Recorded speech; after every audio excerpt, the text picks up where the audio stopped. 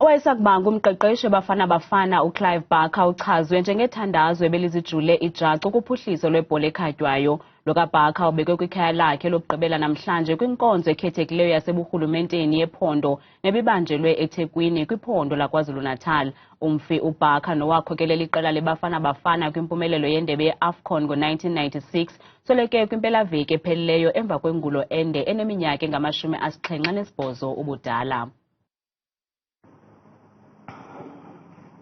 God bless life. Thanks. Ibengumbo nomxesibe lonke icandelo lezemidlalo lizokugqwala emswaneni lisithi ndlela ntle kulempondo zihlanjiwe womqeqeshi.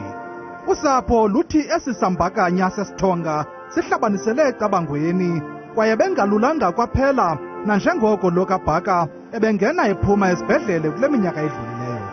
It wasn't a great last couple of weeks and days building up to his passing on Saturday morning. So yeah, it's been tough for the family. Uninzi lwabadlali beBafana Bafana abaphumelela iAFCON ngo-1996 bebeyizimasile le nkonzo bambi khange bakwazi ukuzibamba inyembezi. A mentor, a fatherly figure that at any moment in time could not only solve your football problems but also solve your domestic problems. You have given us an opportunity to go play overseas in 90% of the squad of 1996.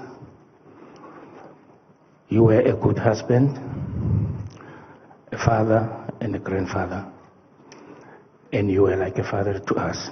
For Clive Barker, it was always family first and football second. And that's what it was. It was family in camp, and that's what he brought to the camp. And one thing I'll always remember at Clive is how he took the time for every single person. So umongameli weSAFA uGqirha Jordan umathulele umnqwazi lokaBakha watsho esithi wayengengomqeqeshi nje kuphela koko wayengutata kubadlali.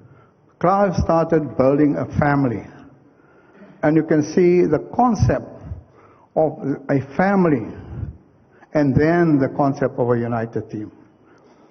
And you see this concept of family in the 1996 team. Zonke ke izithethi zivumelene ngamxhelomnye ukuba lokaBakha ushiya umqela ongenakuze ulibaleke kwimbali yeqela leBafana Bafana. uClive Bakha ushiya ngasemva kulomhlaba umagadahlabayo ngameva nenkunzane unkosikazi wakhe, abantwana kwakunye nabazukulwana. Yanga umphefumlo wakhe ungaphumla ngoxolo.